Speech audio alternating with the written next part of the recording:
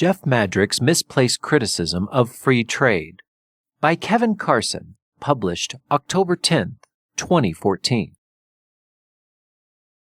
If you accept your enemy's conceptual categories, you're apt to wind up with a badly framed debate in which both sides are unsatisfactory.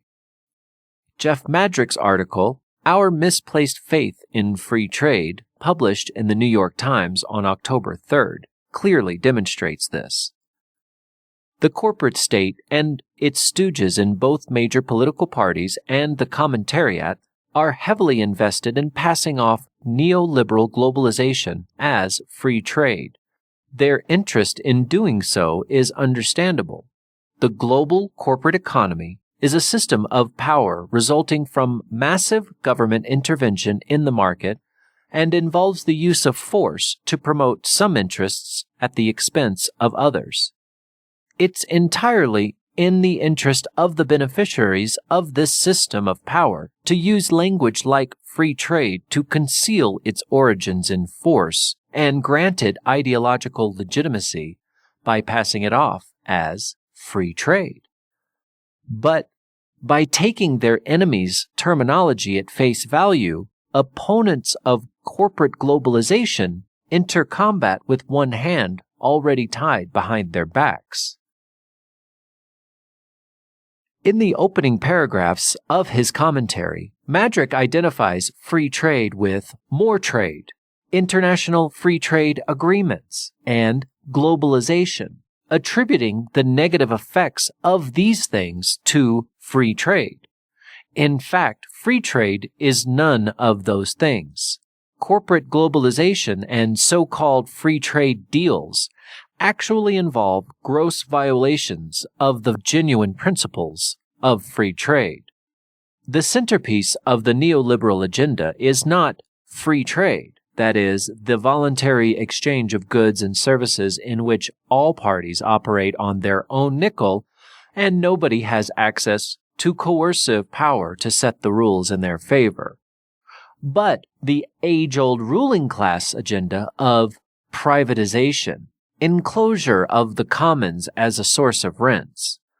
The increased volume of international trade under the neoliberal policy regime results from direct state subsidies to long-distance trade and state intervention to reduce the transaction costs of trade. In both cases, socializing the operating costs of transnational corporations.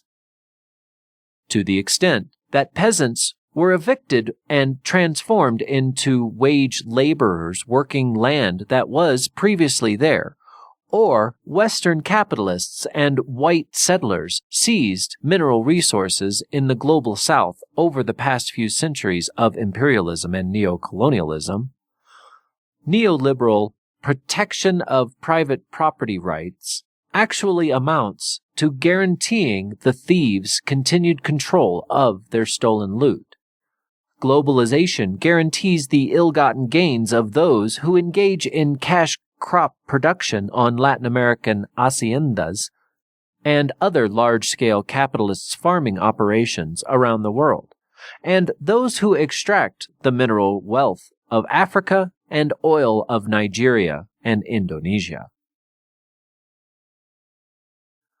The intellectual property regime enforced under assorted free trade agreements enables Western-owned companies to outsource actual production of goods to third-world countries while maintaining a legal monopoly over disposal of the product. Likewise, intellectual property in software, entertainment, and biotech enables corporations to make profits not from actually producing anything, but from controlling the circumstances under which others are allowed to produce. The majority of global trade is not, as the term suggests to most people, the free exchange of goods between actual producers. It involves the importation of goods produced under contract to be sold with the Nike or Apple logo, or the movement of raw materials and unfinished goods between local subsidiaries of transnational corporations. It's about as entitled to the free trade label as the movement of materials between state factories in the Soviet planned economy.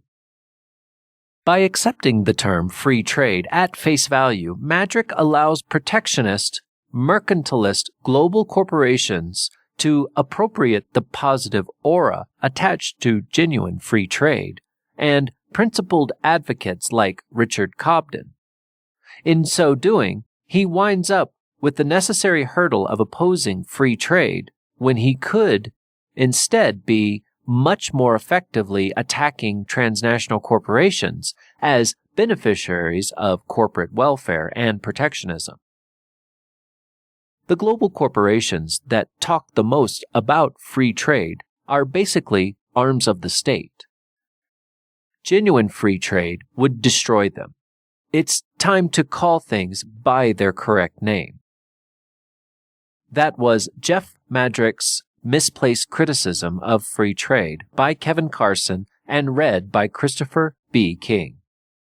You've been listening to Feed 44, the official podcast channel of the Center for Stateless Society.